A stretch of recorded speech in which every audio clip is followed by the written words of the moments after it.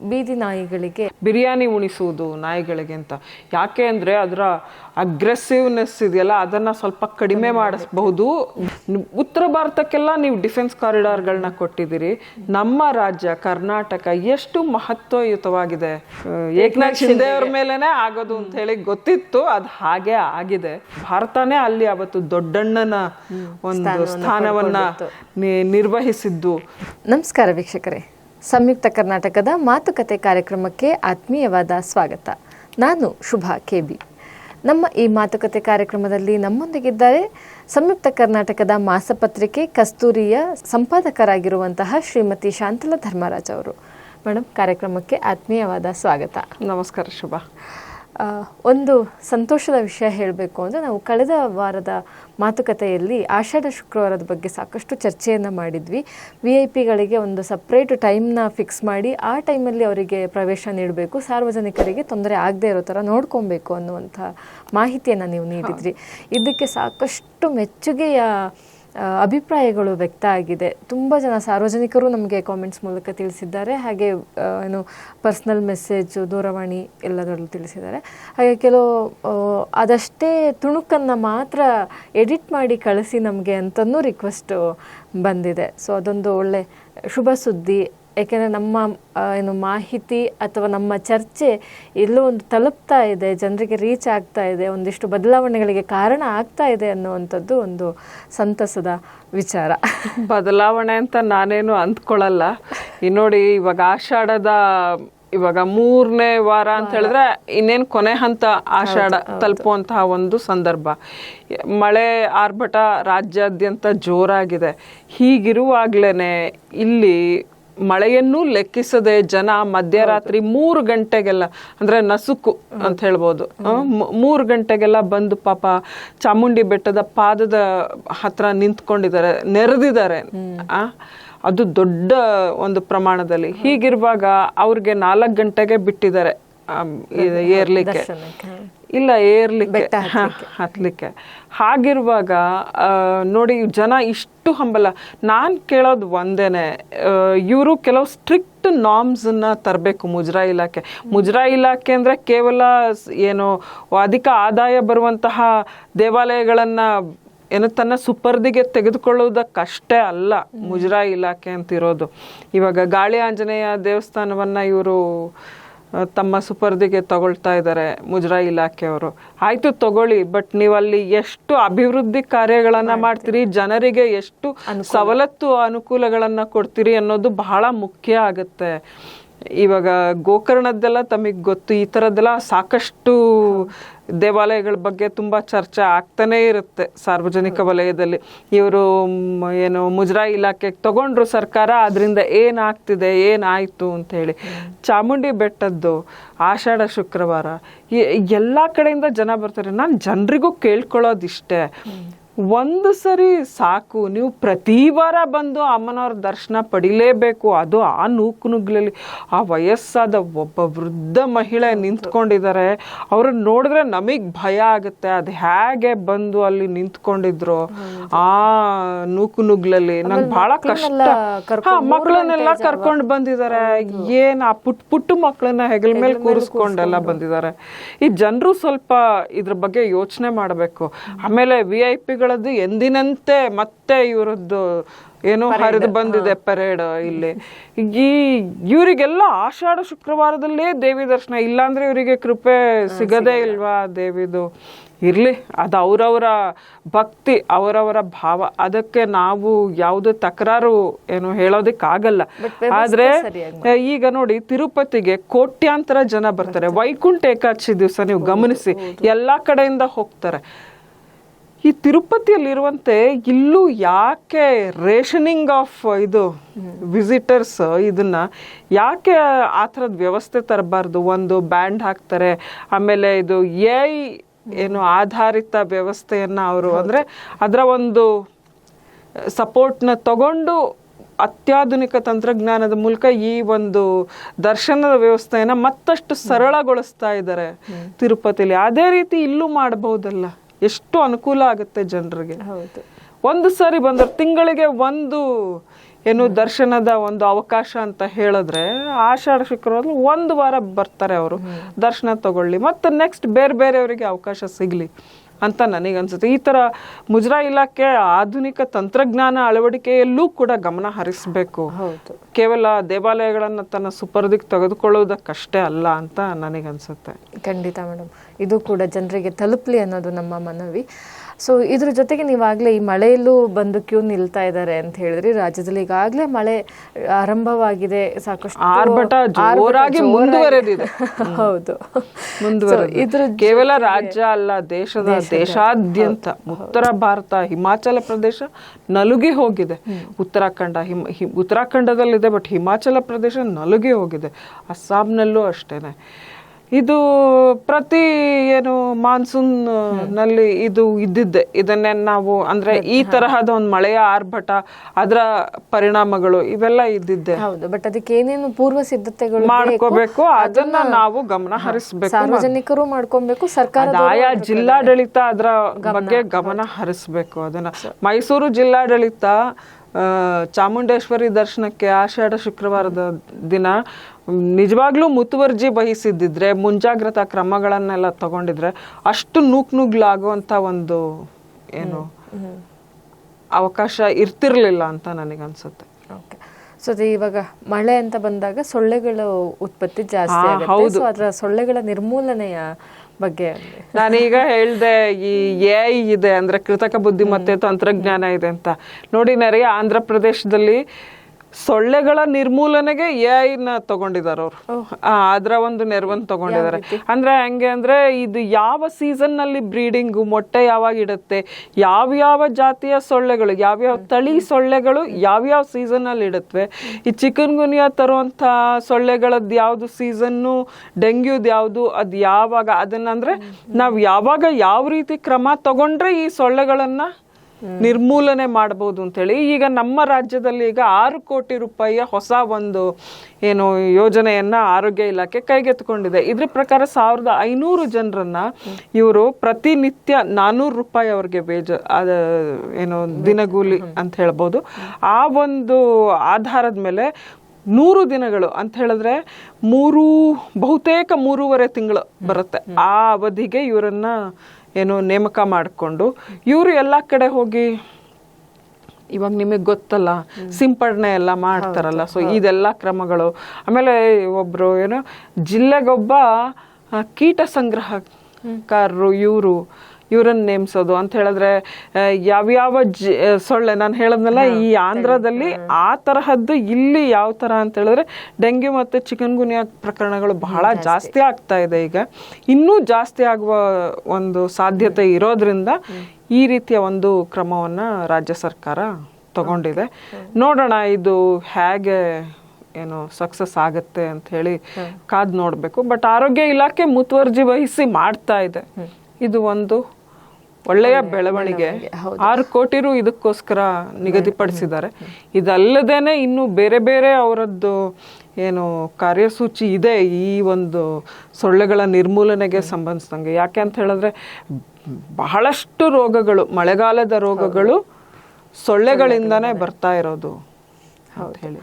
So ಇದು ಸರ್ಕಾರ ಎಷ್ಟು ಮುತುವರ್ಜಿ ವಹಿಸುತ್ತೋ ಅದೇ ತರ ಸಾರ್ವಜನಿಕರು ಕೂಡ ತಮ್ಮ ಸುತ್ತಮುತ್ತಲ ಪ್ರದೇಶವನ್ನ ಆದಷ್ಟು ಸ್ವಚ್ಛತೆಯಿಂದ ಇಟ್ಕೊಳ್ಳೋದು, ನೀರ್ ನಿಲ್ದೇ ಇರೋ ತರ ನೋಡ್ಕೋಬೇಕು. ಜಸ್ಟ್ ಫಾರ್ ಎಕ್ಸಾಂಪಲ್ ಪಾಟ್ ಕೆಳಗಡೆ ಒಂದು ಪ್ಲೇಟ್ ಇಟ್ಟು ಆ ನೀರಲ್ಲೇ ಸೊಳ್ಳೆಗಳ ಉತ್ಪತ್ತಿ ಹೆಚ್ಚಾಗ್ತಾ ಇರುತ್ತೆ.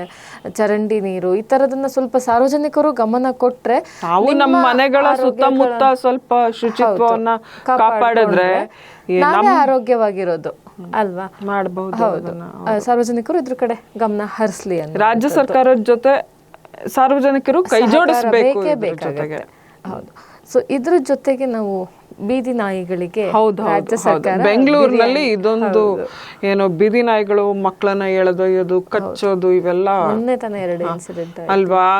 ಈಗ ಇವ್ರೇನ್ ಮಾಡಿದ್ದಾರೆ ಅಂತ ಹೇಳಿದ್ರೆ BBMP ಅವರು ಅಂದ್ರೆ ಬೃಹತ್ ಬೆಂಗಳೂರು ಮಹಾನಗರ ಪಾಲಿಕೆ ಅವರು ಈಗ ಒಂದು ಹೊಸ ಯೋಜನೆ ತಗೊಂಡಿದ್ದಾರೆ. ಅದು ಏನಪ್ಪಾ ಅಂತ ಹೇಳಿದ್ರೆ ನಾಯಿಗಳಿಗೆ ಬಿರಿಯಾನಿ ಉಣಿಸುವುದು ನಾಯಿಗಳಿಗೆ ಅಂತ. ಯಾಕೆ ಅಂದ್ರೆ ಅದರ ಅಗ್ರೆಸಿವ್ನೆಸ್ ಇದೆಯಲ್ಲ ಅದನ್ನ ಸ್ವಲ್ಪ ಕಡಿಮೆ ಮಾಡಿಸಬಹುದು ಬಿರಿಯಾನಿ ಕೊಟ್ರೆ ಅಂತ ಹೇಳ್ಬಿಟ್ಟು ಇದೆಯಂತೆ. ಅಂತೆ. ನಮಗೆ ಗೊತ್ತಿಲ್ಲ ಅದು ಹೇಗೆ ಸಾತ್ವಿಕ ಒಂದು ಗುಣಗಳನ್ನ ಹೊಂದುತ್ತೋ ಬಿರಿಯಾನಿ ತಿಂದು, ನನಗೆ ಗೊತ್ತಿಲ್ಲ. ಆದ್ರೆ ಇವರು ಯೋಜನೆ ಬಹಳ ಒಂಥರ ಅವರ ಇದು ಕೇಳಲಿಕ್ಕೆ ಒಂಥರ ನಗು ಅಂತ ಹೇಳಲಿಕ್ಕಾಗಲ್ಲ, ಒಂಥರ ಕುತೂಹಲಭರಿತವಾಗಿದೆ. ಯಾಕೆ ಅಂದರೆ ನಾಯಿಗಳಿಗೆ ಬಿರಿಯಾನಿ ಉಣಿಸುವ ಒಂದು ಯೋಜನೆ ಏನಿದೆ, ಇದು ಕೇಳೋದಕ್ಕೆ ಬಹಳ ಒಂಥರ ಚೆನ್ನಾಗಿದೆ. ಆದರೆ ಇದು ನಿಜವಾಗ್ಲೂ ನಾಯಿಗಳಿಗೆ ಹೋಗುತ್ತಾ ಬಿರಿಯಾನಿ ಅಥವಾ ಬೇರೆಯವ್ರಿಗೆ ಹೋಗುತ್ತೋ ಗೊತ್ತಿಲ್ಲ. ಇದು ಮುಂದಿನ ದಿನಗಳಲ್ಲಿ ಗೊತ್ತಾಗುತ್ತೆ. ಆದರೆ BBMPಯ ಒಂದು ಆಲೋಚನೆ ಹೇಗಿದೆ ಅಂತ ಹೇಳಿದ್ರೆ, 1 ವರ್ಷದ ಕಾಂಟ್ರಾಕ್ಟ್ ಕೊಡೋದು. ಯಾರಿಗೆ ಅಂದರೆ ಫುಡ್ ಸೇಫ್ಟಿ ಲೈಸೆನ್ಸ್ ಹೊಂದಿರುವಂತಹ ಏನು ಅಡುಗೆ ಗುತ್ತಿಗೆದಾರರು ಇರ್ತಾರಲ್ಲ ಅವ್ರಿಗೆ ಕೊಡೋದು. ಅವರು ಲೋಕಲ್ ಕಿಚನ್ಗಳಲ್ಲಿ, ಸ್ಥಳೀಯ ಅಡುಗೆ ಮನೆಗಳಲ್ಲಿ ಅದನ್ನು ಶುಚಿತ್ವವಾಗಿ ಅದನ್ನು ತಯಾರಿಸಿ ಅದನ್ನು GPS ಏನು ಸೌಲಭ್ಯ ಹೊಂದಿರುವಂತಹ ವಾಹನಗಳಲ್ಲಿ ಅದನ್ನು ಸಾಗಿಸಬೇಕು. ಸೊ 8 ವಲಯಗಳಲ್ಲಿ ಒಂದು 5,000 ನಾಯಿಗಳಿಗೆ ಇದನ್ನು ಕೊಡೋದು ಅಂತ ಈಗ ಮೊದಲ ಹಂತದಲ್ಲಿ ಈ ಒಂದು ಯೋಜನೆಯ ಉದ್ದೇಶ ರೂಪಿಸಿದ್ದಾರೆ ಇವರು. ಹೀಗೆ ಅಂತ ಹೇಳಿಬಿಟ್ಟು ನಮ್ಮ ಬೆಂಗಳೂರಿನಲ್ಲಿ 2,80,000 ನಾಯಿಗಳಿವೆ ಅಂತ ಒಂದು ಅಂದಾಜಿದೆ. ಈ ನಾಯಿಗಳಿಗೆ ಈಗ ಸದ್ಯಕ್ಕೆ ಬೀದಿ ಬದಿಯಲ್ಲಿ ಏನು ಆಹಾರ ಕೊಡ್ತಾರೆ ಜನರು, ಕೆಲವು NGOs ಕೊಡ್ತಾ ಇದ್ದಾರೆ. ಆಮೇಲೆ ಕೆಲವು ಕರುಳಾಳುಗಳು ತಾವು ಅಡಿಗೆ ಮಾಡಿ ದಿನ ಪ್ರತಿನಿತ್ಯ ಕೊಡ್ತಾರೆ. ಅನ್ನ ಬೇಯಿಸ್ಕೊಂಡು ತಗೊಂಡು ಹೋಗ್ತಾರೆ, ಚಪಾತಿ, ಬ್ರೆಡ್ ಈ ಥರ ಎಲ್ಲ ತಗೊಂಡು ಹೋಗಿ ಕೊಡ್ತಾರೆ. ಈಗ ಆ ಥರದ್ದೆಲ್ಲ ಇದೆ. ಆಯಾ ರಸ್ತೆಗಳಲ್ಲಿ ಒಬ್ಬೊಬ್ರು ವಹಿಸ್ಕೊಳ್ಳೋದು, ಈ ಥರದ್ದೆಲ್ಲ ಇದೆ. ಆಯಾ ನಾಗರಿಕರ ಒಂದು ಸಂಘಗಳಿರುತ್ತಲ್ಲ, ಅವರು ಆಯಾ ಏರಿಯಾದವರು ಅವರು ಸಮೇತ ಈ ಥರ ಎಲ್ಲ ಮಾಡ್ತಾ ಇದ್ದಾರೆ. ಈಗ BBMP ಅವರೇ ಇದನ್ನ ನಾವು ವಹಿಸ್ಕೊಳ್ಳೋಣ ಅಂತ ಹೇಳಿಬಿಟ್ಟು ಬಂದಿದ್ದಾರೆ. ಅವರು NGOs ಅವ್ರ ಜೊತೆ ಕೈ ಜೋಡಿಸಿದ್ರೆ ಅವ್ರಿಗೆ ಭಾಳ ಖುಷಿನೇ. ನೋಡೋಣ, ಇದು 2.8 ಕೋಟಿ ರೂಪಾಯಿ ವೆಚ್ಚ ತಗಲುತ್ತೆ ಇದಕ್ಕೆ ಅಂತ ಹೇಳಿಬಿಟ್ಟು ಅಂದಾಜು ಮಾಡಿದ್ದಾರೆ. ಇದಿನ್ನೂ ಯಾವ ಹಂತಕ್ಕೆ ಹೋಗುತ್ತೆ ನಿಜವಾಗ್ಲೂ ನಾಯಿಗಳಿಗೆ ನೀಗ್ಸತ್ತ ನೋಡ್ಬೇಕಾಗತ್ತೆ. ಅದನ್ನು ಅಂದ್ರೆ ಬಿರಿಯಾನಿ ತಿಂದು ಸಂತೃಪ್ತವಾದ ನಾಯಿಗಳು ಮನುಷ್ಯರ ಕಚ್ಚಲ್ಲ, ಮಕ್ಕಳ ಕಡೆ ಗಮನ ಕೊಡಲ್ಲ ಅನ್ನೋದು ಒಂದು ಅಂದಾಜು ಇವರದ್ದು. ಬಟ್ ಇದರಲ್ಲಿ ಸಾರ್ವಜನಿಕರು ಅಥವಾ ಮಕ್ಕಳು ಗಮನಿಸಬೇಕಾಗಿದ್ದಂದ್ರೆ, ನಾಯಿ ಸುಮ್ಮನೆ ಮಲಗಿದ್ರು ಹೋಗೇನೋ ಕೀಟ್ಲೆ ಮಾಡುವಂಥದ್ದು, ರೇಗಿಸುವಂಥದ್ದು, ಚುಚ್ಚು ಅಂತ ಓಡಿಸುವಂಥದ್ದು ಅಂದಾಗ ಅವಕ್ಕೂ ಒಂದು ಸ್ವಲ್ಪ ಎಲ್ಲೋ ರೇಗಬಹುದೇನೋ. ಯಾಕೆಂದರೆ ಮನುಷ್ಯರ ಮಾನಸಿಕ ಸ್ಥಿತಿ ಥರನೇ ಪ್ರಾಣಿಗಳ ಮಾನಸಿಕ ಸ್ಥಿತಿನೂ ಏರುಪೇರು ಆಗ್ತಾ ಇರುತ್ತೆ. ಸೊ ಅದನ್ನು ಗಮನದಲ್ಲಿ ಇಟ್ಕೊಂಡ್ರೆ ಸಾರ್ವಜನಿಕ ಸುಮ್ಮನೆ ಯಾವಾಗಲೂ ಬಂದು ಅಟ್ಯಾಕ್ ಮಾಡಿರೋ ಉದಾಹರಣೆಗಳು ಭಾರಿ ಕಡಿಮೆ. ಹೌದು. ಸೊ ಇವಾಗ ಮುಂದಿನ ವಿಷಯಕ್ಕೆ ನಾವು ಹೋಗೋದಾದ್ರೆ, ಡಿಫೆನ್ಸ್ ಕಾರಿಡಾರ್ನ ಸ್ಥಾಪನೆ ಮಾಡಬೇಕು ಅಂತ ಹೇಳಿ ರಾಜ್ಯ ಸರ್ಕಾರ ಕೇಂದ್ರ ಸರ್ಕಾರಕ್ಕೆ ಮನವಿಯನ್ನು ಸಲ್ಲಿಸಿದೆ. ನಮ್ಮ ಸಚಿವರಾದ MB ಪಾಟೀಲ್ ಅವರು ಅವರ ಒಂದು ಏನು ಉದ್ದೇಶ ಏನಪ್ಪ ಅಂತ ಹೇಳಿದ್ರೆ, ನೋಡಿ ನಮ್ಮ ರಾಜ್ಯದಿಂದ 60% ಕೊಡುಗೆ ನೀಡ್ತಾ ಇದ್ದೀವಿ ನಾವು ರಕ್ಷಣಾ ಕ್ಷೇತ್ರಕ್ಕೆ, ಭಾರತದ ರಕ್ಷಣಾ ಕ್ಷೇತ್ರಕ್ಕೆ. ಉತ್ತರ ಭಾರತಕ್ಕೆಲ್ಲ ನೀವು ಡಿಫೆನ್ಸ್ ಕಾರಿಡಾರ್ಗಳನ್ನ ಕೊಟ್ಟಿದ್ದೀರಿ. ನಮ್ಮ ರಾಜ್ಯ ಕರ್ನಾಟಕ ಎಷ್ಟು ಮಹತ್ವಯುತವಾಗಿದೆ ಡಿಫೆನ್ಸ್ ವಿಷಯದಲ್ಲಿ. ಹೀಗೆ ಇಲ್ಲಿ NAL ಇದೆ, HAL ಇದೆ, DRDO ಇದೆ, ಬೆಲ್ ಇದೆ, BEL ಇದೆ, ಇಸ್ರೋ ಇದೆ. ಇವಾಗ ಆಕಾಶ್ ಮತ್ತು ಅಗ್ನಿ ಈ ಕ್ಷಿಪಣಿಗಳ ಒಂದು ಸಲಕರಣೆಗಳೆಲ್ಲ ಉತ್ಪಾದನೆ ಆಗೋದು ನಮ್ಮ ಬೆಲ್ನಿಂದ, ಇಲ್ಲಿಂದ ಪೂರೈಕೆ ಆಗೋದು. HALನಿಂದ ನೀವು ತೇಜಸ್ ಇರ್ಬೋದು, ಎಲ್ಲವೂ ಇಲ್ಲಿ ತಯಾರಾಗೋದು. ಹೀಗಿರುವಾಗ ನೀವು ಇಲ್ಲಿ ಡಿಫೆನ್ಸ್ ಕಾರಿಡಾರ್ನ ಮಾಡದೇನೆ ಉತ್ತರ ಭಾರತದಕ್ಕೆ ಇಟ್ಕೊಂಡಿದ್ದೀರಲ್ಲ, ಇದು ಸರಿನಾ ಅಂತ ಕೇಳಿದ್ದಾರೆ. ಅವ್ರೇನು ಹೇಳಿದ್ದಾರೆ ಅಂತ ಹೇಳಿದ್ರೆ, ರಾಜನಾಥ್ ಸಿಂಗ್ ಅವರನ್ನ ಭೇಟಿಯಾಗಿ, ಕೇಂದ್ರ ರಕ್ಷಣಾ ಸಚಿವ ರಾಜನಾಥ್ ಸಿಂಗ್ ಅವ್ರನ್ನ ಭೇಟಿಯಾಗಿ, ದಯಮಾಡಿ ನಮಗೂ ಕೂಡ ನಮ್ಮ ರಾಜ್ಯಕ್ಕೆ ಒಂದು ಉತ್ತರ ಕರ್ನಾಟಕಕ್ಕೆ ಕೊಡಿ, ಒಂದು ದಕ್ಷಿಣ ಕರ್ನಾಟಕಕ್ಕೆ ಕೊಡಿ, 2 ಡಿಫೆನ್ಸ್ ಕಾರಿಡಾರ್ ಕೊಡಿ. ದಕ್ಷಿಣದಲ್ಲಿ ಬೆಂಗಳೂರು ಗ್ರಾಮಾಂತರ, ಚಿಕ್ಕಬಳ್ಳಾಪುರ, ಕೋಲಾರ ಈ ಒಂದು ಸ್ಟ್ರೆಚ್ಗೆ, ಉತ್ತರದಲ್ಲಿ ಉತ್ತರ ಕರ್ನಾಟಕದಲ್ಲಿ ಹುಬ್ಳಿ, ಧಾರವಾಡ, ಬೆಳಗಾವಿ, ಬಿಜಾಪುರ ಆ ಲೈನ್ಗೆ ಹಾಗೆ ಕೊಡಿ ಅಂತ ಕೇಳಿದ್ದಾರೆ. ಅದಕ್ಕೆ ರಾಜನಾಥ್ ಸಿಂಗ್ ಅವರು ಆಗಬಹುದು ಅಂತ ಹೇಳಿದ್ದಾರೆ. ನೀವು ಯಾವುದಕ್ಕೂ ಒಂದು ಏನು ನೀಲನಕ್ಷೆಯನ್ನು ತಯಾರಿಸಿ, ಈ ಯೋಜನಾ ನೀಲನಕ್ಷೆಯನ್ನು ತಯಾರಿಸಿ ಇದನ್ನು ಮುಖ್ಯಮಂತ್ರಿಗಳ ನೇತೃತ್ವದಲ್ಲಿ ನಿಯೋಗ ಬನ್ನಿ ಕರ್ನಾಟಕ ಸರ್ಕಾರದ್ದು, ಪ್ರಧಾನಮಂತ್ರಿಗಳನ್ನ ಭೇಟಿಯಾಗಿ ಔಪಚಾರಿಕವಾಗಿ ಅಲ್ಲಿ ಏನು ಡಿಸ್ಕಸ್ ಮಾಡಿ ಅಧಿಕೃತವಾಗಿ ಮಂಜೂರಾತಿ ಕೊಡಿಸೋಣ ಅಂತ ಹೇಳಿದ್ದಾರೆ. ಇದು ಬಹಳ ಒಳ್ಳೆಯ ಬೆಳವಣಿಗೆ. ಇದು ಬಹಳ ಒಳ್ಳೆಯ ಬೆಳವಣಿಗೆ. ಏನೇನು ಆಗತ್ತೆ ಕಾರಿಡಾರ್ ಬಂದ್ರೆ? ಇಲ್ಲ, ಈಗಾಗಲೇ ನಾನು ಹೇಳಿದೆ 60% ನಮ್ಮಲ್ಲಿ ಈಗ ಕೊಡುಗೆ ಇದೆ ಭಾರತೀಯ ರಕ್ಷಣಾ ಕ್ಷೇತ್ರಕ್ಕೆ. ಇನ್ನೂ ಒಳ್ಳೇದಲ್ವಾ ಇದರಿಂದ? ಅಂದ್ರೆ ಉದ್ಯೋಗ ಅವಕಾಶ ಸಿಗುತ್ತೆ ನಮಗೆ. ಯಾಕೆಂದ್ರೆ ನಮ್ಮಿಂದ ಎಲ್ಲೆಲ್ಲೋ ಹೋಗೋ ಬದಲು ನಮ್ಮ ಪದವೀಧರರು ಇಲ್ಲೇ ನೆಲೆಯೂರಿ ಇಲ್ಲೇ ಕಾಂಟ್ರಿಬ್ಯೂಟ್ ಮಾಡಬಹುದು ಅಂತ ಹೇಳಿ. ಆಮೇಲೆ ಉದ್ಯೋಗಾವಕಾಶ ಒಂದೇ ಅಲ್ಲ, ಕರ್ನಾಟಕದ್ದು ಹೆಮ್ಮೆ. ಸ್ವಾತಂತ್ರ್ಯ ಪೂರ್ವದಿಂದಾನು ನಾವು ಆ ಕೆಲಸ ಮಾಡ್ತಾ ಇದ್ದೀವಿ, ಈಗಲೂ ಅದನ್ನ ಮುಂದುವರಿಸುವ. ಅಂದ್ರೆ ಕೊಡುಗೆ ಕೊಡ್ತಿರೋರ್ಗೆ ನೀವು ಬೆನ್ನು ತಟ್ಟಿ ಇನ್ನಷ್ಟು ವಿಸ್ತರಿಸಿ. ಅದನ್ನ ಬಿಟ್ಟು ನೀವು ಇನ್ಯಾವುದೋ ರಾಜ್ಯಗಳಲ್ಲಿ ಮಾಡೋದು, ಅವರನ್ನ ನಾವು ಮೇಲೆತ್ತೀವಿ ಅಂತ ಹೇಳ್ಬಿಟ್ಟು, ಆದ್ರೆ ಇಲ್ಲಿ ಮಾಡ್ತಿರೋದು ಅವಾಗ ನಗಣ್ಯ ಅಂತ ಆಗಬಾರ್ದಲ್ವಾ ಅಂತ ಹೇಳಿ ಇದ್ರ ಜೊತೆಗೆ ಅಲ್ಲೂ ಮಾಡಿ. ಒಟ್ಟಾರೆ ಉದ್ಯೋಗಾವಕಾಶ ಅಂತ ಒಂದು ತಗೊಂಡ್ರೆ ಮತ್ತೆ ಇಲ್ಲಿ ಕರ್ನಾಟಕಕ್ಕೆ ಒಂದು ಹೆಮ್ಮೆಯ ಇದಾಗತ್ತೆ ಇದು. ಸೊ ಇವಾಗ ನೀವು ದೆಹಲಿ ಅಂತೆಲ್ಲ ಹೇಳಿದಾಗ ನಂಗೆ ನೆನಪಾಯ್ತು, ಏಕನಾಥ್ ಶಿಂದೆ ಅವರು ಸೀಕ್ರೆಟ್ ಆಗಿ ದೆಹಲಿ ಪ್ರವಾಸ ಕೈಗೊಂಡಿದ್ದಾರೆ. ಏನ್ ಬೆಳವಣಿಗೆ ಆಗಬಹುದು? ಲಾಸ್ಟ್ ವೀಕ್ ನಾವು ಮಾತಾಡ್ಕೊಂಡಿದ್ವಿ, ಠಾಕ್ರೆ ಬ್ರದರ್ಸ್ ಅಂದ್ರೆ ಠಾಕ್ರೆ ಕಸಿನ್ಸ್ ಬಂದಾಗಿದ್ದಾರೆ. ಇದು ಸಾಕಷ್ಟು ಏನು ಡವ ಜನರಲ್ಲಿ ಶುರುವಾಗಿದೆ ಅಂತ ಹೇಳಿ. ಅದ್ರಲ್ಲಿ ಮೊದಲನೇದಾಗಿ ಏಕನಾಥ್ ಶಿಂದೆ ಅವ್ರ ಮೇಲೇನೆ ಆಗೋದು ಅಂತ ಹೇಳಿ ಗೊತ್ತಿತ್ತು. ಅದು ಹಾಗೆ ಆಗಿದೆ. ಈಗ ಅವರು ಎಲ್ಲೂ ಸುದ್ದಿ ಕೊಡದೆ ಮೆಲ್ಲಗೆ ರಹಸ್ಯವಾಗಿ ಹೋಗಿ ದೆಹಲಿಯಲ್ಲಿ ನಿತಿನ್ ಗಡ್ಕರಿ ಅವ್ರನ್ನ ಹಾಗೂ ಅಮಿತ್ ಶಾ ಅವರನ್ನ ಭೇಟಿ ಮಾಡಿ ಬಂದಿದ್ದಾರೆ. ಈ ರಾಜಕೀಯ ಬೆಳವಣಿಗೆ ಏನಾಗಬಹುದು, ಇದರ ಮುಂದಿನ ಒಂದು ಲೆಕ್ಕಾಚಾರ ಏನಾಗಬಹುದು ಅಂತ ಹೇಳಿ ಎಲ್ಲ ಮಾತಾಡ್ಕೊಂಡು ಬಂದಿದ್ದಾರೆ. ಎಲ್ಲಕ್ಕಿಂತ ಇವ್ರಿಗೆ ಭಯ ಇರೋದು ಏನಪ್ಪ ಅಂತ ಹೇಳಿದ್ರೆ, ಮುಂಬೈ, ಥಾಣೆ, ನಾಸಿಕ್ ಸೇರಿದಂಗೆ ಈ MMR ರೀಜನ್ ಅಂತ ಹೇಳ್ತಾರೆ ಅಲ್ಲಿ, ಆ ಒಂದು ಪ್ರದೇಶದಲ್ಲಿ ಏಕನಾಥ್ ಶಿಂದೆ ಅವರ ಒಂದು ಹತೋಟಿ ಅಥವಾ ನಿಯಂತ್ರಣ ತಪ್ಪಿ ಹೋಗುತ್ತಾ ಅಂತ ಭಯ ಇದೆ. ಈ ಠಾಕ್ರೆ ಕಸಿನ್ಸ್ ಒಂದಾಗ್ಬಿಟ್ರೆ MLAಗಳು ಮತ್ತು ಸಚಿವರುಗಳು ಸಹಜವಾಗೇನೆ ಅವ್ರ ಕಡೆ ವಾಲ್ತಾರೆ ಅನ್ನೋದು ಇವರೆಲ್ಲರಿಗೂ ಭಯ ಇದೆ. ಹಾಗಾಗಿ ಇವೆಲ್ಲದರ ನಡುವೆ ಸರ್ಕಾರದಲ್ಲಿರುವ ಸಚಿವರುಗಳ ಮನೆಯ ಮೇಲೇನೆ ಏನು ಇಡಿ ರೈಡ್ ಆಗ್ತಾ ಇದೆ, ಇನ್ಕಮ್ ಟ್ಯಾಕ್ಸ್ ರೈಡ್ ಆಗ್ತಾ ಇದೆ. ಏಕನಾಥ್ ಶಿಂದೆ ಅವರ ಮಗನಿಗೂ ನೋಟಿಸ್ ಕೊಡಲಾಗಿದೆ, ಡಾಕ್ಟರ್ ಶ್ರೀಕಾಂತ್ ಅವರಿಗೂ ನೋಟಿಸ್ ಬಂದಿದೆ. ಸೊ ಇವೆಲ್ಲವನ್ನೂ ಗಮನದಲ್ಲಿಟ್ಕೊಂಡು ಇವರು ಅಮಿತ್ ಶಾ ಹಾಗೂ ಗಡ್ಕರಿ ಅವರನ್ನ ಭೇಟಿ ಮಾಡಿ ಮಾತಾಡ್ಕೊಂಡು ಬಂದಿದ್ದಾರೆ ಅಂತ ಸುದ್ದಿ. ಯಾಕೆ ಹೋಗ್ಬಾರ್ದಾ? ಇವ್ರು ಹೇಗಿದ್ರು ಉಪ ಮುಖ್ಯಮಂತ್ರಿಗಳು ರಾಜ್ಯ ಸರ್ಕಾರದ ಒಂದು ಏನು ಕೆಲಸಗಳ ಬಗ್ಗೆ, ಯೋಜನೆಗಳ ಬಗ್ಗೆ ಎಲ್ಲ ಮಂಜೂರಾತಿ ಅದು ಇದು ಫೈಲ್ಗಳು ತಗೊಂಡು ಹೋಗಿರ್ತಾರೆ. ಅದರಲ್ಲಿ ಏನು ತಪ್ಪು ಅಂತ ಏಕನಾಥ್ ಶಿಂದೆ ಬಣದ ನಾಯಕರುಗಳು ಸಮರ್ಥಿಸ್ಕೊಂಡಿದ್ದಾರೆ. ಆದರೆ ಒಳ ಮರ್ಮ ಅದು ಬೇರೆನೇ ಇದೆ, ಲೆಕ್ಕಾಚಾರಗಳು ಅನ್ನೋದು.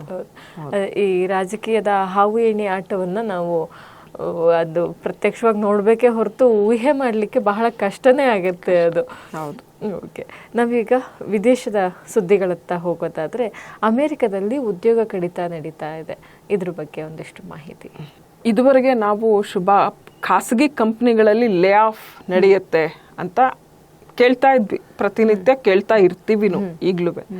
ಆದ್ರೆ ಇದೇ ಪ್ರಥಮ ಬಾರಿಗೆ ನಾಸಾ ಮತ್ತು ಅಮೆರಿಕದ ವಿದೇಶಾಂಗ ಸಚಿವಾಲಯದಲ್ಲಿ 1000ಗಟ್ಟಲೆ ಉದ್ಯೋಗಿಗಳನ್ನ ಮನೆಗೆ ಕಳಿಸುವಂತಹ ಒಂದು ಪ್ರಕ್ರಿಯೆ ನಡೀತಾ ಇದೆ. ಅದು ಚಾಲನೆ ಶುರುವಾಗಿದೆ. ಇದು ಯಾಕೆಂದ್ರೆ ಟ್ರಂಪ್ ಬಂದು ವೆಚ್ಚಕ್ಕೆ ಕಡಿವಾಣ ನೀವು ಹಾಕಲೇಬೇಕು ಅಂತ ಹೇಳಿ ನಾಸಾಗೆ ನಾವು 2026 ಬಜೆಟ್ ಏನಿದೆ ಅದರಲ್ಲಿ ನಾವು ಕೊಡೋದು ಅನುದಾನದಲ್ಲಿ 25% ಕಡಿಮೆ ಮಾಡ್ತೀವಿ ಅಂತ ಹೇಳಿದ್ದಾರೆ. ಹಾಗಾಗಿ ಸುಮಾರು 5,000 ಉದ್ಯೋಗಿಗಳನ್ನ ಮನೆಗೆ ಕಳಿಸುವ ಒಂದು ಯೋಜನೆಯ ಫಲವಾಗಿ ಈಗ 2145 ಇವರನ್ನ ಉದ್ಯೋಗಿಗಳನ್ನ ಮನೆ ಕಳಿಸ್ತಾ ಇದ್ದಾರೆ. ಅದರಲ್ಲಿ ಮುಖ್ಯವಾಗಿ ಸೀನಿಯರ್ಸ್ ಅಂತ ಹೇಳಿದ್ರೆ ಬಹಳ ಅನುಭವವುಳ್ಳವರು, ಆಡಳಿತ ಮತ್ತು ತಂತ್ರಜ್ಞಾನ ಈ ಎರಡು ಒಂದು ವಿಭಾಗಗಳಿಂದ ಇರೋ ಜನರನ್ನೇ ಆಯ್ಕೆ ಮಾಡಿರೋದು, ಇದು ನಿಜವಾಗ್ಲೂ ಆಶ್ಚರ್ಯ ಮೂಡಿಸ್ತಾ ಇದೆ. ಅದರಲ್ಲೂ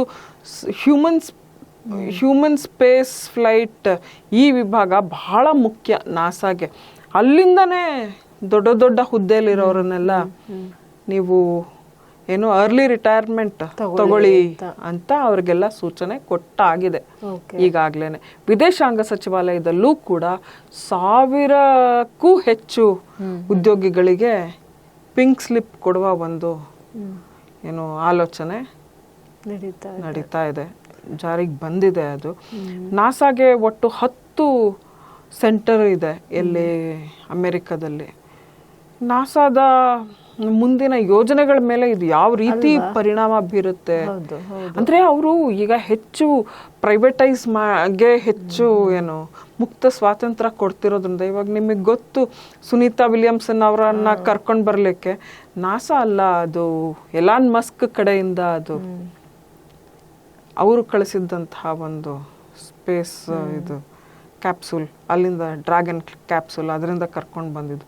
ಈ ತರಹದ ಒಂದು ಅಂದ್ರೆ ಅವರು ಸರ್ಕಾರದ ಮೇಲಿನ ಅವಲಂಬನೆಯನ್ನು ಆದಷ್ಟು ಕಡಿಮೆ ಮಾಡಬೇಕು ಅಂಥೇಳಿ ಅವರ ಉದ್ದೇಶ, ಟ್ರಂಪ್ ಆಡಳಿತದ ಉದ್ದೇಶ. ಅದೇ ಬಿಗ್ ಬ್ಯೂಟಿಫುಲ್ ಬಿಲ್ನ ಒಂದು ಭಾಗವಾಗಿ ಇದು ನಡೀತಾ ಇದೆ. ಅದಿದು ಯಾವ ರೀತಿ ಪರಿಣಾಮ, ನೀವು ಹೇಳ್ದಾಗೆ ಒಂದು ಅನುಭವ ಇಲ್ಲದೆ ಇರೋರು ಕೆಲಸ ಮಾಡೋದಕ್ಕೂ ಅನುಭವ ಇದ್ದೋರು ಸಲಹೆಯನ್ನ ಕೊಡೋದಕ್ಕೂ ಬಹಳ ವ್ಯತ್ಯಾಸ ಇರುತ್ತೆ. ಖಾಸಗಿ ಅಂದ್ರೆ ಯಾರು ಬೇಕಾದ್ರೂ ಬರ್ಬೋದು. ನಾನು ಅವತ್ತೇ ಹೇಳಲಿಲ್ವಾ, ಇವರ ಪೆಂಟಗನ್ದು ಏನು ಡಿಫೆನ್ಸ್ ಇವರ ಸಪ್ಲೈಯರ್ಸ್ ಅಲ್ಲಿ 46-60 ಎಷ್ಟೋ % ಚೈನಾ ಕಂಪ್ನಿಯಿಂದ ಬರೋದು. ಅಂದ್ರೆ ಇವರ ಡಿಫೆನ್ಸಿನ ಇದೆಲ್ಲ ಅವ್ರಿಗೆ ಚೆನ್ನಾಗಿ ಗೊತ್ತು, ಏನಿದೆ ಏನು ಎತ್ತ ಅಂತ ಹೇಳಿ. ಅದಕ್ಕೆ ಅವರೆಲ್ಲ ಇವ್ರು ಯಾವ ಒಂದು ಏನು ಕ್ಷಿಪಣಿನ ತಯಾರು ಮಾಡಿದ್ರೆ ಅವ್ರು ಅದಕ್ಕೂ ಒಂದು ಕೈ ಹೆಚ್ಚಿನದ ಒಂದು ದೊಡ್ಡ ಒಂದು ಸಾಮರ್ಥ್ಯದ ಕ್ಷಿಪಣಿನ ತಯಾರಿಸೋದು ಇವೆಲ್ಲ ಯಾಕೆ ನಡೀತಿದೆ? ಇದೇ ಕಾರಣಕ್ಕೇನೆ. ಹಾಗಂತ ಸರ್ಕಾರ ಎಲ್ಲವನ್ನೂ ನಿರ್ವಹಿಸಕ್ಕೂ ಆಗಲ್ಲ. ನಮ್ಮ ಭಾರತದಲ್ಲೂ ಇದು ಅಲ್ಪ ಪ್ರಮಾಣದಲ್ಲಿ ಶುರುವಾಗಿದೆ. ಸ್ಪೇಸ್ ಇವೆಲ್ಲಾನು ಕೂಡ ಖಾಸಗಿಯವ್ರಿಗೆ ವಹಿಸುವಂತಹ ಇದು. ಓಕೆ, ನೀವು ಇವಾಗ ಟ್ರಂಪು ಅಮೆರಿಕ ಅಂತ ಬಂದ ಮೇಲೆ ನಾವು ಚೀನಾ ಪಾಕಿಸ್ತಾನವನ್ನ ಬಿಡ್ಲಿಕ್ಕೆ ಸಾಧ್ಯ ಇಲ್ಲ. ಸೊ ಚೀನಾ ಅಧ್ಯಕ್ಷರು ಇತ್ತೀಚೆಗೆ ಅವರು ಕಾಣಿಸ್ಕೊಳ್ಳೋದು ಬಹಳ ಕಡಿಮೆ ಆಗಿದೆ. ವಿಶೇಷವಾಗಿ ಬ್ರಿಕ್ಸ್ ಸಮಿಟ್ಗೆ ಬರಬೇಕಿತ್ತು. ಬ್ರಿಕ್ಸ್ ಸಮಿಟ್ ನಲ್ಲಿ ಶಿ ಜಿನ್ಪಿಂಗ್ ಕಾಣಿಸ್ಕೊಳ್ಳೇ ಇಲ್ಲ. ಇದು ದೊಡ್ಡ ಪ್ರಶ್ನಾರ್ಥಕ ಚಿಹ್ನೆ. ಆದ್ರೆ ನಮ್ಮ ಇಂಡಿಯಾ ತರ ಡೆಮಾಕ್ರಸಿ ಆದ್ರೆ ಎಲ್ಲವೂ ಕುಲ್ಲ ಬಟಾ ಬಯಲು, ಏನಿದ್ರು ಏನು ರಹಸ್ಯ ಉಳಿಯೋದೇ ಇಲ್ಲ. ನಮ್ಮ ಮಾಧ್ಯಮಗಳು ಅದ್ರ ಹಿಂದೆನೆ ಬೀಳ್ತವೆ. ಆದ್ರೆ ನೋಡಿ, ಚೀನಾ ಅಧ್ಯಕ್ಷರು ಯಾಕೆ ಕಾಣಿಸ್ಕೊಳ್ತಿಲ್ಲ ಇತ್ತೀಚಿನ ದಿನಗಳಲ್ಲಿ? ವೃದ್ಧಾಪ್ಯ ಇದೆಲ್ಲ ಏನು ಇದು ಏನಿರಬಹುದು ಗೊತ್ತಿಲ್ಲ. ಕೆಲವ್ರು ಹೇಳ್ತಾರೆ ಅವರ ನಿವೃತ್ತಿಯ ದಿನಗಳು ಬಂದ್ವು, ಆಯ್ತು, ಅವರು ಇನ್ನು ಕುರ್ಚಿ ಬಿಟ್ಕೊಡೋ ಅಂತ ಒಂದು ಸಮಯ ಸನ್ನಿಹಿತವಾಗಿದೆ ಅಂತ ಬಹಳ ದೊಡ್ಡ ಚರ್ಚೆ ಅಂತಾರಾಷ್ಟ್ರೀಯ ವಲಯದಲ್ಲಿ ನಡೀತಾ ಇದೆ. ಏತನ್ಮಧ್ಯೆ ನಮ್ಮ ಮುಲ್ಲಾ ಮುನೀರ್ ಇದಾರಲ್ಲ, ಇವರು ಫೀಲ್ಡ್ ಮಾರ್ಷಲ್ ಪದವಿಗೆ ಬೇರೆ ಅವರು ಸೋತ್ರೂ ಕೂಡ ಪಾಕಿಸ್ತಾನ ಏನು ಆಪರೇಷನ್ ಸಿಂಧೂರ್ನಿಂದ ಚೆನ್ನಾಗಿ ಏಟು ತಿಂದ್ರೂ ಕೂಡ ಮುಲ್ಲಾ ಮುನೀರ್ ಅವರು ಫೀಲ್ಡ್ ಮಾರ್ಷಲ್ ಪದವಿಗೆ ಏನು ಪ್ರಮೋಷನ್ ತಗೊಂಡ್ರು. ಅದು ತಗೊಂಡಿದ್ ಸಾಲದು ಅಂತ ಹೇಳ್ಬಿಟ್ಟು ಅಮೆರಿಕ ಅಧ್ಯಕ್ಷ ಟ್ರಂಪ್ ಅವ್ರು ಬೇರೆ ಅವರನ್ನ ಕರೆದು ಖಾಸಗಿ ಭೋಜನವನ್ನ ಏನು ಹೋಸ್ಟ್ ಮಾಡಿದ್ರು. ಅವ್ರಿಗೆ ಅಲ್ಲಿ ಜುಲೈ 21ಗೆ ಬಹುಶಃ 1 ತಿಂಗಳಾಗುತ್ತೆ, ಆಲ್ಮೋಸ್ಟ್ 1 ಮಂತ್. ಅವ್ರಿಗೀಗ ಒಂದೇ ಇರೋದು ಏನಪ್ಪಾ ಅಂತ ಹೇಳಿದ್ರೆ, ನಮ್ಮ ಭಾರತದ ಪರಮ ಏನು ಬೆಂಬಲಿಗ ಅಂತ ಹೇಳ್ಬೋದು, ಆಪ್ತ ಬೆಂಬಲಿಗ, ಹಿತೈಷಿ ಆಗಿರುವಂತಹ ಇಂಡೋನೇಷ್ಯಾ, ಈ ಸರ್ಕಾರಕ್ಕೆ ಈಗ ಅದು ಮುಸ್ಲಿಂ ರಾಷ್ಟ್ರವಾಗಿದ್ರು, ಅತಿ ಹೆಚ್ಚು ಮುಸ್ಲಿಮರು ಉಳ್ಳಂತಹ ರಾಷ್ಟ್ರ ಅದು ಇಂಡೋನೇಷ್ಯಾ.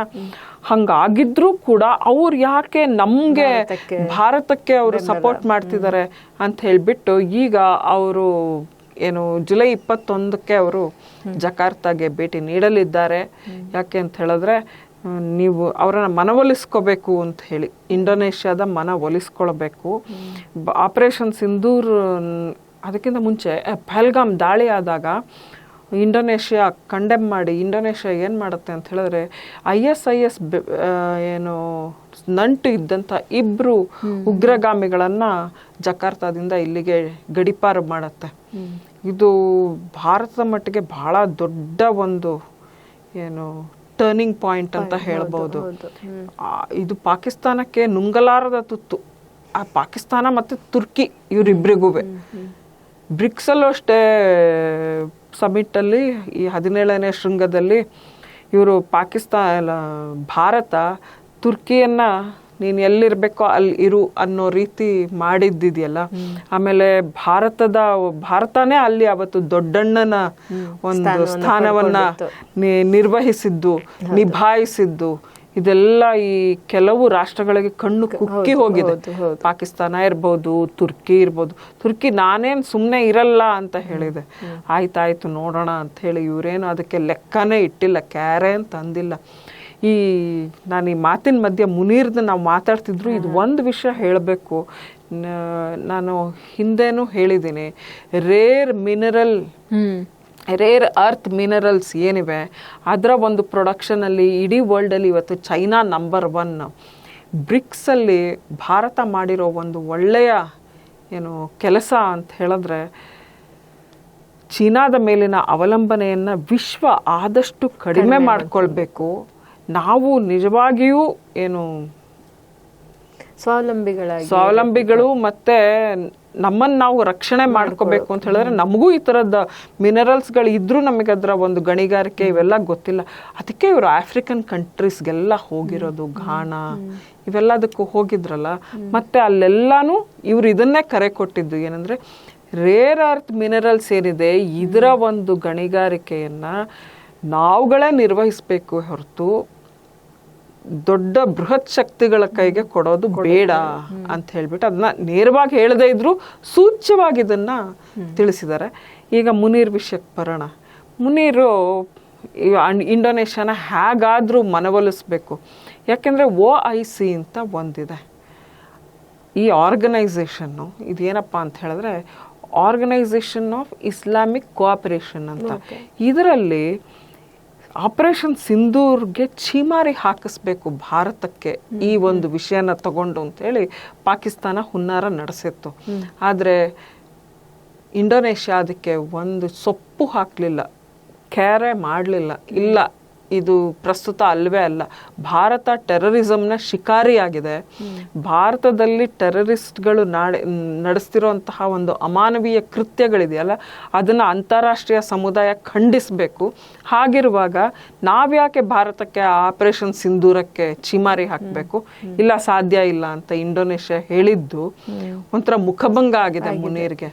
ಮುನೀರ್ದು ಏನೇನು ಹುನ್ನಾರಗಳು ಅಂದರೆ, ಒಂದು ಆಂಟಿ ಇಂಡಿಯಾ ಇದನ್ನ ಕ್ಯಾಂಪೇನ್ನ ಬಹಳ ಪ್ರಬಲವಾಗಿ ನಡೆಸೋದು ಎಲ್ಲ ಕಡೆ ಒಂದು. ಇನ್ನೊಂದು, ಇವರು ಜಿಯಾ ಉಲ್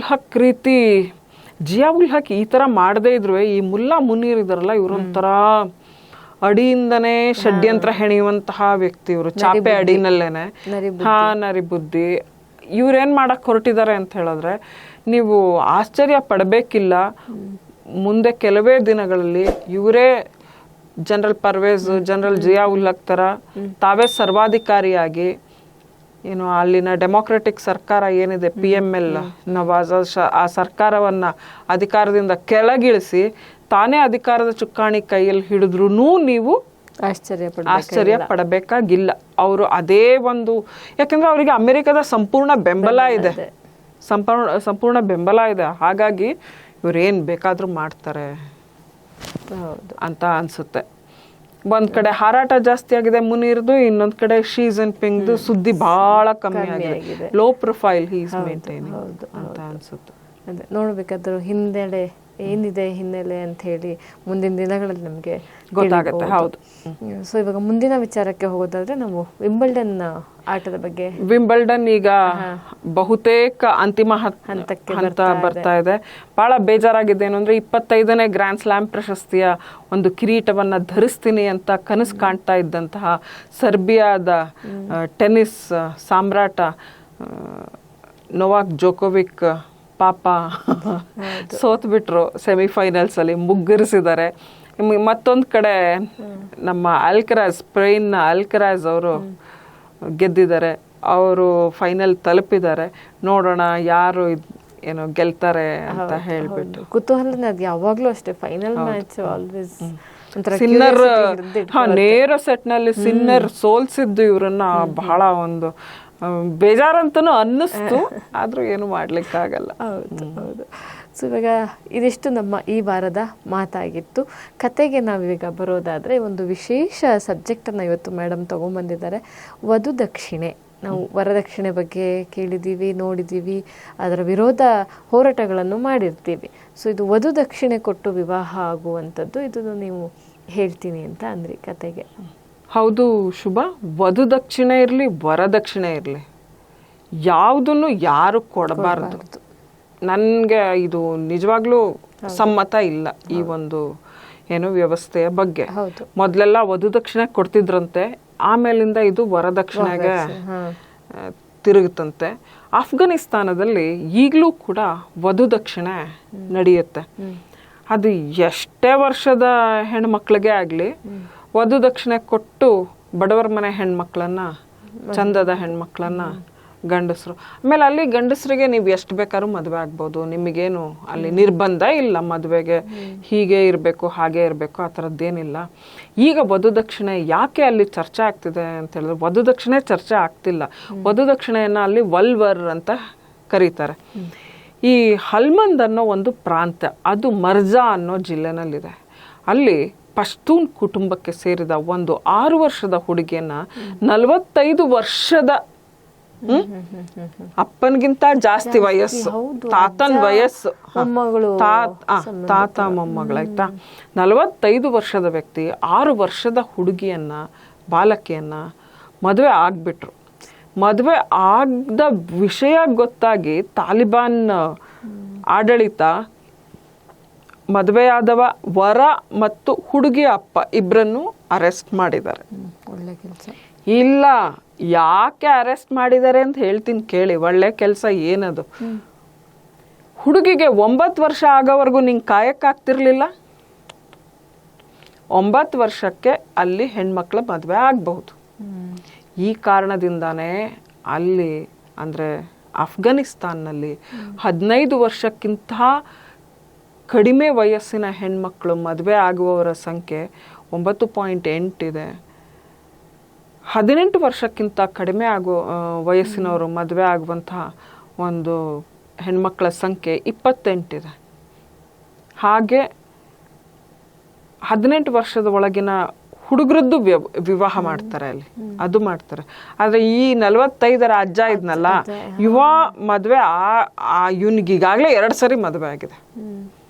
ಮದುವೆ ಆಗಿರೋಂಥವನು ಇವನು ಈ ಮಗುವನ್ನ ಮದುವೆ ಮಾಡ್ಕೊಂಡಿದ್ದಾನೆ. ಯಾಕೆ ಅಂತ ಹೇಳಿದ್ರೆ, ಹುಡುಗಿ ಅಪ್ಪನ ಕೇಳ್ಕೊಂಡಂತೆ, ನನಗೆ ತುಂಬ ಬಡತನ ಇದೆ, ನನಗೆ ಹಣದ ಅಭಾವ ಇದೆ, ನನಗೆ ಬೇಕೇ ಬೇಕು, ಜೀವನ ನಡ್ಸೋಕ್ಕಾಗಲ್ಲ, ನನ್ನ ಹತ್ರ 6 ವರ್ಷದ ಮಗಳಿದ್ದಾಳೆ, ನೋಡಿ ವ್ಯಾಪಾರ ಹೆಂಗೆ ನಡೆಯುತ್ತೆ ಅಂಥೇಳಿ 6 ವರ್ಷದ ಹೆಣ್ಮಗಳಿದ್ದಾಳೆ, ಭಾಳ ಸುಂದರಿ, ನೀನು ಇವಳನ್ನು ಮದುವೆ ಆಗು ಅಂತ ಅವ್ರು ಕೇಳ್ಕೊಂಡು, ಅದಕ್ಕೆ ಅವರಿಬ್ಬರನ್ನು ಅರೆಸ್ಟ್ ಆಗಿದ್ದಾರೆ. ಅದಕ್ಕೆ ಅಂತಲ್ಲ, ನೀನು ಹೆಂಗೆ ಆ 9 ವರ್ಷದ ಒಳಗಿನ ಮಗಳನ್ನ ಮದುವೆ ಮಾಡಿದೆ ಅಂತ ಇವನಿಗೆ, ನಿನಗೆ 9 ವರ್ಷ ಹುಡುಗಿಗೆ ಆಗೋವರೆಗೂ ಕಾಯಕ್ಕಾಗ್ತಿರ್ಲಿಲ್ಲ ಅಂತ.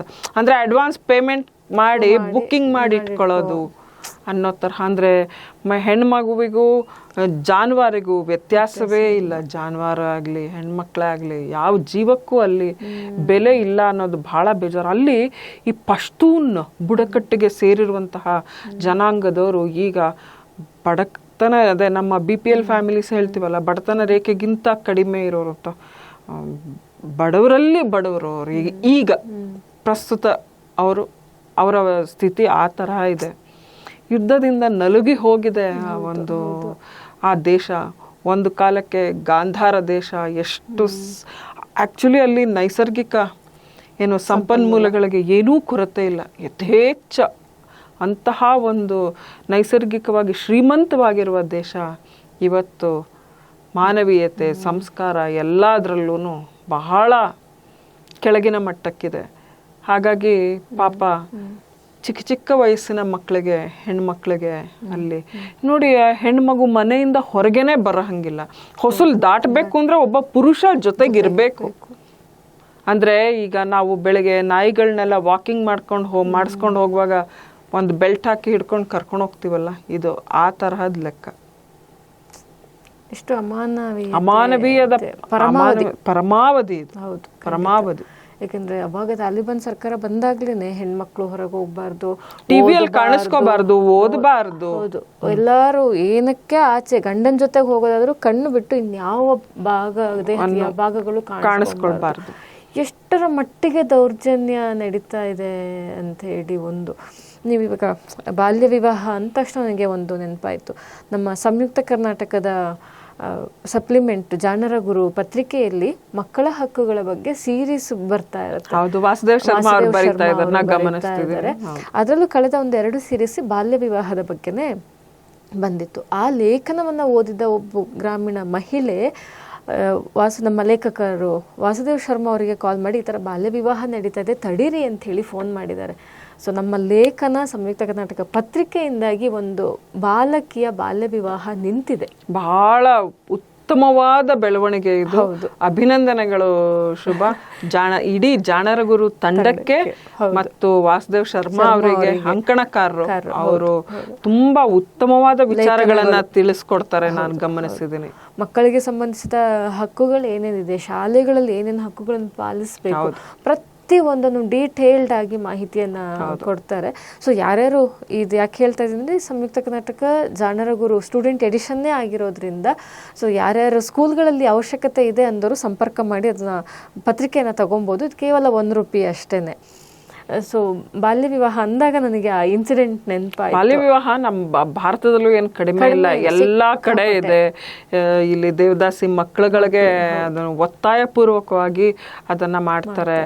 ಮತ್ತೆ ಎಲ್ಲಿ ನಮ್ಮ ಎಲ್ಲೂ ಬೇಡ ಕೂಗಳತೆಯ ದೂರದಲ್ಲಿರುವ ಮಲೆ ಮಹದೇಶ್ವರ ಬೆಟ್ಟದ ಒಂದು ಅರಣ್ಯ ಪ್ರದೇಶದಲ್ಲಿ ವಾಸದಲ್ಲಿ ಇರುವಂತಹ ಜನರಲ್ಲಿ ಹೆಣ್ಮಕ್ಳಿಗೆ ಎಜುಕೇಶನ್ ಕೊಡ್ಲಿಕ್ಕೆ ಕಷ್ಟ. ಅಂದ್ರೆ ಅಲ್ಲಿ ಇರುವ ವ್ಯವಸ್ಥೆ ಕೇವಲ ಒಂದು 10ನೇ ತರಗತಿವರೆಗೆ ಕೊಡ್ಬೋದು, ಮತ್ತೆ ಕೊಳ್ಳೆಗಾಲಕ್ಕೆ ಕಳಿಸ್ಬೇಕಾಗತ್ತೆ. ಅರಣ್ಯ ಪ್ರದೇಶದಲ್ಲಿ ರಸ್ತೆ ಇಲ್ಲ, ಏನಿಲ್ಲ. ಅದಿವಾಗ ಪ್ರಾಜೆಕ್ಟ್ ಟೈಗರ್ ಯೋಜನೆ ಆಗುವಂತ ಇದ್ರಲ್ಲಿದೆ. ಹಾಗಾಗಿ ಹೆಣ್ಮಕ್ಳಿಗೆ ಬಹಳ ಕಷ್ಟ. ಹೌದು. ನಾವು ನಗರ ಪ್ರದೇಶದಲ್ಲಿ ಇರೋರಿಗೆ ಯಾವುದು ಕಾಣಿಸಲ್ಲ, ಬಟ್ ಗ್ರಾಮೀಣ ಪ್ರದೇಶದ ಬಾಲಕಿಯರು ಯಾಕೆ ಯಾವುದ್ರಲ್ಲಿ SLC ನೋಡಿ ಬಾಲಕಿಯರ ಮೇಲುಗೈ ಅಂತೀರಾ, PUC ಬಾಲಕಿಯರ ಮೇಲುಗೈ ಅಂತೀರಾ, ಎಲ್ಲೋಗ್ತೀರಾ ಅವರೆಲ್ಲ ಅಂತ ಟ್ರೋಲ್ ಮಾಡ್ತೀರಾ ನೀವುಗಳು. ಬಟ್ ಅವರಿಗಿರುವ ಸಮಸ್ಯೆಗಳ ಬಗ್ಗೆ ಯಾರು ಯೋಚನೆ ಮಾಡ್ತಾ ಇದ್ದಾರೆ? ಗ್ರಾಮೀಣ ಭಾಗದ ಬಾಲಕಿಯರ ಮೇಲುಗೈ ಸಾಧಿಸೋದು, ಮುಂದೆ ಅವರ ಜೀವನಕ್ಕೆ ಬೇಕಾದ ಮಾರ್ಗ ಅಥವಾ ಮಾರ್ಗದರ್ಶನ ಸರಿಯಾದ ರೀತಿಯಲ್ಲಿ ಅವ್ರಗಳಿಗೆ ಸಿಗ್ತಾ ಇಲ್ಲ ಅಂತ ಹೇಳಿ. ಅವರು ಓದ್ಲಿಕ್ಕೆ ಸಿದ್ಧರಿದ್ದಾರೆ, ಆದ್ರೆ ಓದಿಸೋರು ಬೇಕಿದೆ. ಆಮೇಲೆ ಅಂತ ಮಕ್ಕಳಿಗೆ ಶಾಲಾ ಆಡಳಿತದವರು ಅಷ್ಟೇನೆ ಉಚಿತ ಕೊಟ್ರೆ ಬಹಳ ಒಳ್ಳೇದು ಅಂತ ಮಕ್ಕಳಿಗೆ. ಹೌದು. ಸೊ ಇದೊಂದು ಗಂಭೀರವಾದ ಚರ್ಚೆ ಆಯಿತು ಕತೆ ಜೊತೆಗೆ. ಇಲ್ಲ, ನಂಗೆ ಅದು ಕತೆ ಅಂತ ಹೇಳಲಿಕ್ಕಿಂತನೂ ಒಂದ್ರ ಮನ ಕಲಕುವಂತಹ ಸುದ್ದಿ. ಇದನ್ನ ಕತೆ ರೂಪದಲ್ಲಿ ಪ್ರಸ್ತುತ ಪಡಿಸ್ಬೇಕು, ಅವಾಗ ಅದು ಹೆಚ್ಚು ಚರ್ಚೆಗೊಳಗಾಗುತ್ತೆ ಅಂತ ಅನ್ನೋ ಕಾರಣಕ್ಕೋಸ್ಕರ ನಾನು 45ರ ವ್ಯಕ್ತಿ 6 ವರ್ಷದ ಮಗುವನ್ನ ಮದ್ವೆ ಮಾಡ್ಕೊಳ್ಳೋದು ಅಂತ ಹೇಳಿದ್ರೆ, ಅಜ್ಜ ಮೊಮ್ಮಗುವಿನ ಮದ್ವೆ. 6 ವರ್ಷ ಅಂದ್ರೆ ಇನ್ನೂ ಬರೀ ಆ ಮಗುನ ಈಗ ಅಪ್ಪ ಮತ್ತು ಗಂಡನ್ನ ಅರೆಸ್ಟ್ ಮಾಡಿದ್ರಿಂದ ಆ ಹುಡುಗಿ ಈಗ ವಾಪಸ್ ತವರಿಗೆ ಬಂದಿದೆಯಂತೆ, ಅಲ್ಲಿಂದ ಇಲ್ಲಿಗೆ. ಅದಕ್ಕೆ ತವರು ಅಂದ್ರೆ ಏನು ಆ ಕಾನ್ಸೆಪ್ಟೇ ಗೊತ್ತಿರಲ್ಲ ಆ ಎಳೆ ಮಕ್ಕಳಿಗೆ. ಏನೋ ಪ್ರಪಂಚ ಯಾವ ಕಡೆ ನೋಡ್ತಾ ಇದೆ, ಎತ್ತ ಹೋಗ್ತಾ ಇದೆ. ಒಂದ್ ಕಡೆ ಅತ್ಯಾಧುನಿಕ ತಂತ್ರಜ್ಞಾನ, ಇನ್ನೊಂದು ಕಡೆ ಇದು. ಹೌದು. ಸೊ ಇದಕ್ಕೂ ಒಂದು AI ಡಿಟೆಕ್ಟಿವ್ ತರ ಏನಾರು ಒಂದು ರೆಡಿ ಮಾಡಿ ಬಿಟ್ರೆ ಸರಿ ಇರುತ್ತೆ ಅನ್ನೋ ಅನ್ಸುತ್ತೆ. ಇದಿಷ್ಟು ನಮ್ಮ ಈ ವಾರದ ಮಾತುಕತೆಯಾಗಿತ್ತು. ನಿಮಗೆ ಈ ಮಾತುಕತೆ ಏನನ್ನಿಸ್ತು ಅನ್ನೋದನ್ನು ಕಾಮೆಂಟಲ್ಲಿ ತಿಳಿಸಿ. ನಮ್ಮ ಚಾನಲ್ನ ಲೈಕ್ ಮಾಡಿ, ಶೇರ್ ಮಾಡಿ, ಸಬ್ಸ್ಕ್ರೈಬ್ ಮಾಡಿ, ನಮಗೆ ಹೀಗೆ ಸಪೋರ್ಟ್ ನೀಡ್ತಾ ಇರಿ. ಮುಂದಿನ ವಾರ ಇನ್ನಷ್ಟು ಹೊಸ ಮಾಹಿತಿಯೊಂದಿಗೆ ನಾನು ಮತ್ತು ಶಾಂತಲಾ ಮೇಡಮ್ ನಿಮ್ಮ ಮುಂದೆ ಹಾಜರಾಗ್ತೀವಿ. ನಮಸ್ಕಾರ.